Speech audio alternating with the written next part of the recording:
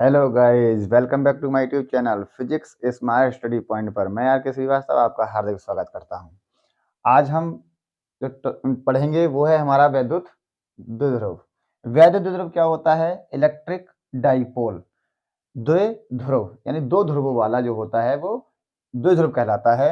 और वैद्युत द्विध्रुव यानी इलेक्ट्रिक डाइपोल, इसकी डेफिनेशन जो होती है वैद्युत द्विध्रुव की, वह होती है कि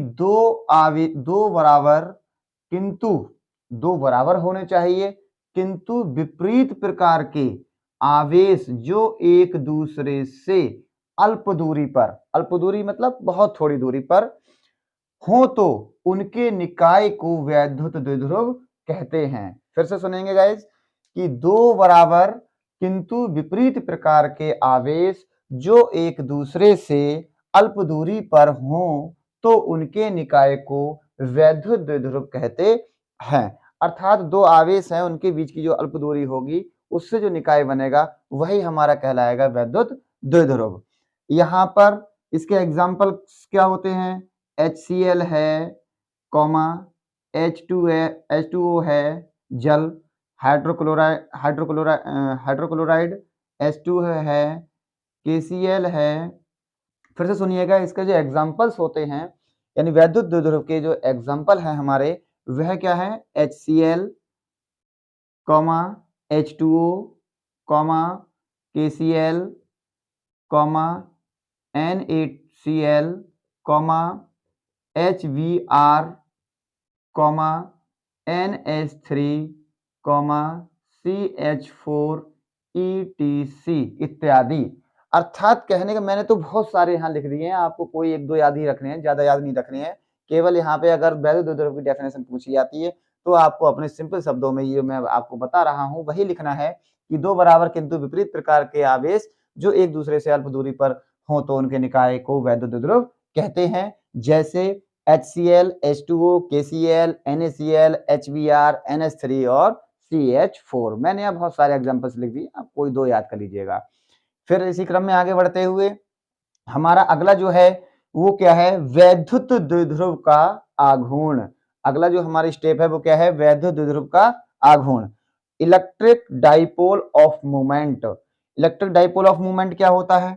देखिए, इसकी जो डेफिनेशन होती है वो होती है वैद्युत द्विध्रुव के किसी एक आवेश का परिमाण।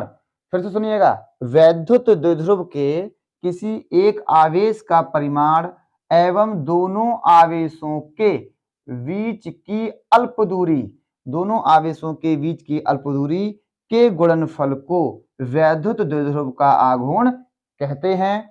इसे P से प्रदर्शित करते हैं।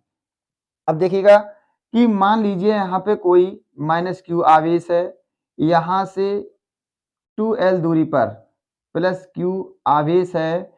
इनके जो बीच की यानी -q और +q दो आवेश हैं, इनके जो बीच की अल्प दूरी है वह क्या है? हमारा 2l है। और इनके जो मध्य कोई बिंदु एक P है, जो हमारा वैद्युत द्विध्रुव का आघूर्ण है, जो हमें ज्ञात करना है।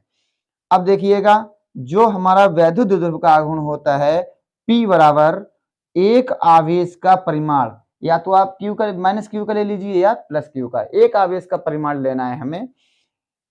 P यानी वैद्युत द्विध्रुव का आघूर्ण P बराबर एक आवेश का परिमाण गुणा इन आवेशों के बीच की अल्प दूरी, यानी आवेशों के बीच की अल्प दूरी क्या हो जाएगा? एक आवेश का परिमाण, हमने एक आवेश का परिमाण Q ले लिया, यहाँ हमें प्लस माइनस का साइन नहीं लगाना है, केवल हमें एक आवेश का परिमाण लेना है, इनटू अल्प दूरी कितनी है हमारे आवेशों की? -q और +q, जो दो आवेश हैं हमारे स्थिर आवेश हैं, ये भी, इनके बीच की जो अल्प दूरी है वह क्या है? 2l है। तो यहाँ पर इनकी हम जब गुणा करेंगे तो ये हो जाएगा 2ql। यही हमारा होता है इसका फॉर्मूला, वैद्युत द्विध्रुव आघूर्ण का फॉर्मूला। यहाँ इसका हम मात्रक निकालेंगे। मात्रक क्या हो जाएगा? वैद्युत द्विध्रुव आघूर्ण का मात्रक हो जाएगा, 2 तो हमारा कांस्टेंट है, Q का होता है कूलाम, L हो जाता है मीटर, कूलाम और मीटर, या कूलाम मीटर बोलेंगे हम इसे।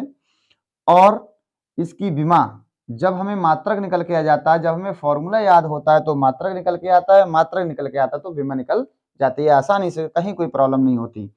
तो इनकी विमा होती है कूलाम, कूलाम की विमा होती है 80 और मीटर यानी लंबाई का जो मात्रक होता है वह क्या होता है एल। तो इसकी विमा जो हो जाती है हमारी 80 एल हो जाती है। राशि वैद्युत द्विध्रुव का आघूर्ण एक सदिश राशि है। तो राशि कैसी है ये सदिश राशि, राशि हमारी ये है सदिश। उसके बाद इसकी कभी कभी मोस्टली पूछ ली जाती है, अक्सर हमने देखा है अनसोल्ड में वगैरह में दिया होता है, तो दिशा पूछ ली जाती है। तो आपको दिशा भी याद रखनी पड़ेगी। दिशा क्या होगी, आपको डायग्राम जब याद है तो हमें दिशा भी आसानी से याद हो जाएगी।